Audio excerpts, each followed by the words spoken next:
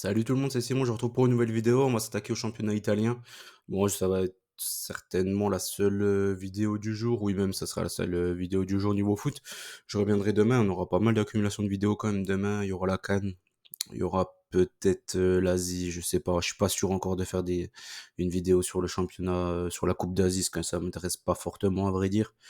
On a quoi? On aura la FA Cup, il y aura la Ligue 2, il y aura la Ligue 1 et la Bundesliga, c'est déjà pas mal. Ça sera déjà pas mal, je pense que ce sera le programme à peu près de demain, je vous en redirai plus demain. Donc c'est pour ça que je préférais faire la Serie A déjà aujourd'hui pour un peu moins charger, on va dire, la journée de demain. Bon, on fait un petit récap déjà de le week-end passé en Serie A, comme souvent, on va dire, comme régulièrement, plutôt bon. Et on va attaquer par un petit bet sur tous les matchs de ce week-end. Bon, le premier match, la Roma contre le Hellas, la Roma a bien gagné. Bon, c'était un peu plus compliqué que ce que je pensais. Après, il y a eu un but de Lukaku qui nous a mis très bien aussi, donc c'était parfait. Udinese Milan BTTS, franchement, c'était un bon bet ça au final, hein, parce que le Milan, ils ont vraiment galéré et sur le match, ils ne méritaient pas vraiment de l'emporter. Ils s'en sortent sur un but d'Okafor dans les arrêts de jeu sur corner. Après, il y a eu des histoires de racisme et tout durant le match sur Maignan et tout. Enfin bref, ils ont pas encore été super intelligents les bonhommes en Italie, mais bon, on commence à avoir l'habitude malheureusement. Frosinone Cagliari, Souley met un beau coup franc. Il y a Caio Georges qui marque aussi un but. Cagliari qui menait, sont remontés en deuxième période. Frosinone, bon, ils ont gagné amplement, on s'en sort pas mal. Empoli, il y a eu un triplé du Polonais, là, je sais plus comment il s'appelle, qui vient d'arriver, là, du coup, d'Empoli, qui était prêté à la Spezia, qui est revenu. Enfin bref, une grosse histoire comme ça. L'Empoli, ils sont passés favoris bien avant le match, donc du coup, moi, j'ai fui ce bête-là, parce qu'une équipe qui gagne 2 matchs dans la saison, qui passe favorite comme ça, devant Monza, qui fait plutôt une bonne saison, et qui faisait déjà une bonne saison l'an passé, donc c'est incompréhensible pour moi, j'ai préféré fuir ça. J'aurais peut-être dû choper un over au final, mais bon, tant pis. La Salernitana contre le Genoa, bon l'over 1,5 c'était une belle cote, hein, c'était parfait. Goodmanson a encore marqué en plus, donc vraiment il y avait tout à prendre ici, c'était nickel. Et Lecce Juve, pareil, encore une victoire de la Juve, doublé de Vlahovic, encore une belle victoire, rien à redire encore sur la Juve qui joue de mieux en mieux en plus, donc c'est plutôt pas mal. Ça, pour les amateurs et les suiveurs de la Juve, je pense que ça y a quand même du gros mieux quand même par rapport au début de saison. On y va, on commence. Cagliari-Torino, déjà, on commence par le plus dur, je pense, des 10. Je pense que c'est clairement, enfin, je sais pas.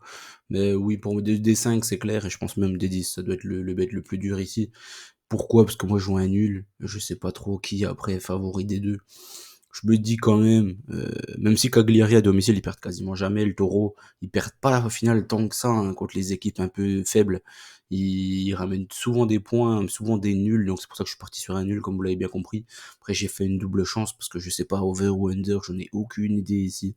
Je voulais prendre l'under 3,5, il code pas, donc l'under 3, il cotait pas trop non plus. J'ai pas trop voulu prendre de risques sur ce bet-là, parce qu'à Cagliari, il y a quand même souvent des overs qui passent, donc je sais pas trop. Donc j'ai pris le N2 sur ce match-là, parce que je me dis quand même avec Zapata, Vlasic et Sanabria, quand même le petit triangle des Bermudes devant là, il y a de quoi faire. Il y a vraiment de quoi faire. Donc je me dis qu'ils peuvent, au pire s'il y a des buts, hein, parce que là moi je pars sur un nul. Mais bon, s'il y a des buts, je me dis que vraiment euh, ils ont quand même plus d'atouts, le Taureau, que Cagliari. Même si Cagliari c'est toujours chiant d'aller jouer là-bas. Atalanta Udinese ensuite. Bon là, l'Atalanta me semble favori quand même à la maison, les gars ils perdent quasiment jamais. Bon, il y a qu'un petit pari qui peut me douiller, c'est le 1-0, sinon vous l'avez bien compris, je pars sur le Atalanta au nul et over 1,5. Pourquoi? Parce que l'Udinese c'est une équipe tout le temps chiante à jouer, qui marque de plus en plus de buts, qui fait énormément de matchs nuls. Donc je préfère assurer sur ce bet là, on ne sait jamais avec Udine. La Juve contre Empoli, bon là je pense que ça ne souffre aucune contestation. Je pense que la Juve devrait gagner ce match-là sans trop forcer. Bon là elle est encore à 34 la coach, là je l'ai pris il y a quoi? Il y a 10 minutes. Avec en fait j'ai pris mon combi de fin de vidéo. Là il y a 10 minutes ça fait une cote à 1,75, je trouve que c'est déjà pas mal. C'est déjà pas mal. Là contre Empoli, je me dis quand même, il devrait quand même gagner. Il joue le titre hein, clairement, à la limite il passe presque favori contre l'Inter. Donc il va arriver là le Inter Juve. Donc c'est le dernier match, je crois d'ailleurs avant la confrontation. Donc ils ont vraiment besoin des 3 points et je pense qu'ils vont le faire à la maison. Ça c'est une cote qui va finir à 1,20, c'est clair et net. Milan-Bologne, Bologne, ils sont performants, mais essentiellement à la maison. Le Milan, ils font que de gagner actuellement, mais encore et toujours Bologne, ils font quand même beaucoup, beaucoup de nuls. Donc je suis obligé de couvrir si j'ai pris Milan Dronobet. Pourquoi? Parce que Milan au nul, ça paye pas. Donc j'ai préféré prendre le Milan en Dronobet. Je vois un match ultra serré, je suis pas sûr qu'il gagne de beaucoup. Je suis pas sûr même qu'il gagne ce match-là. Ça risque d'être un match quand même plus serré que les cotes nous le laisseraient penser. Genoa, Lecce pour terminer ces 5 là. Genoa, Lecce gagne pas un match à l'extérieur. Le Genoa, ils perdent quasiment jamais. Je joue encore un nul ici. J'ai pris Genoa au nul parce que pour moi, au pire, le Genoa gagnera ou au mieux plutôt. Je pense qu'il y a Retegui là qui a marqué le dernier match. Et Gudmundsson, je pense que c'est une double chance buteur à tenter parce que Lecce ils encaissent quand même pas mal de buts.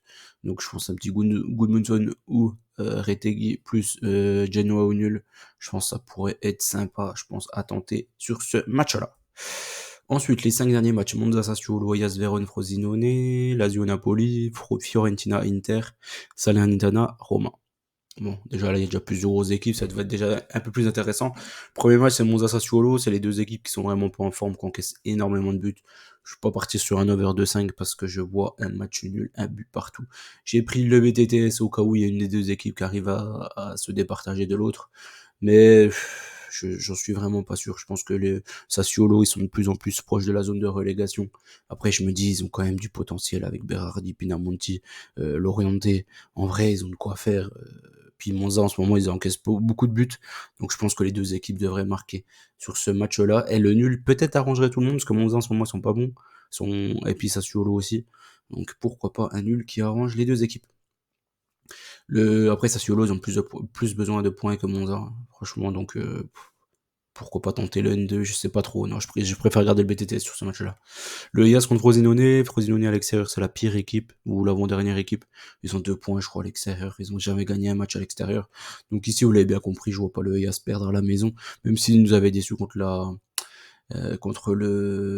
Salernitana à la maison. Au final, ils sont bien repris leur marche en avant.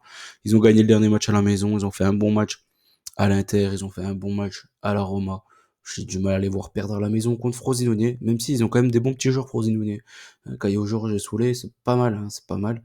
Euh, je me dis quand même que le Eyas devrait repartir, enfin rester à la maison avec un minimum un petit point. Lazio Napoli ensuite. Ici, je sais pas qui est vraiment favori des deux. Je sais juste que le Napoli, ils ont plus de joueurs. Leurs deux meilleurs joueurs sont plus là, que ce soit Osimhen et Zambo.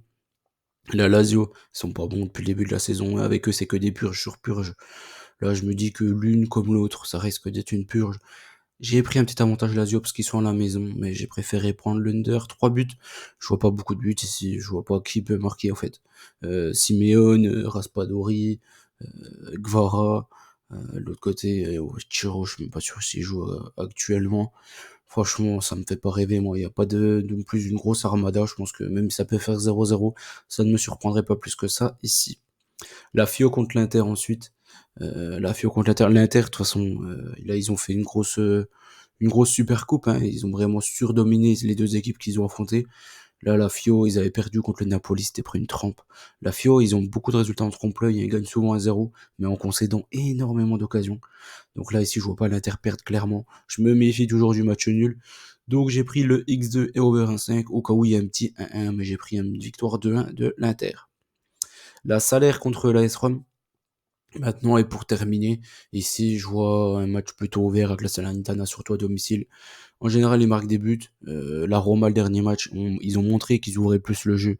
Le Eyas a eu beaucoup d'occasions, mine de rien. Ils ont même loupé un péno. Donc je me méfie quand même de ce match-là. Je vais pas partir sur la Roma ou Roma au nul.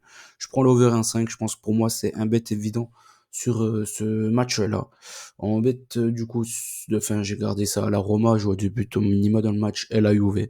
Pour moi, la Juve, franchement, contre Empoli. Logiquement, je vais pas dire que c'est un plat du pied, mais pas loin, en tout cas. J'espère qu'il fera ficelle et que ça fera pas, qui cassera pas la transversale comme notre Samuel Gigot national. C'est tout ce que je demande. Allez, voilà, on a fait le tour de la Serie A. Je vous souhaite bonne chance à tous. N'oubliez pas qu'on gagne, on perd ensemble.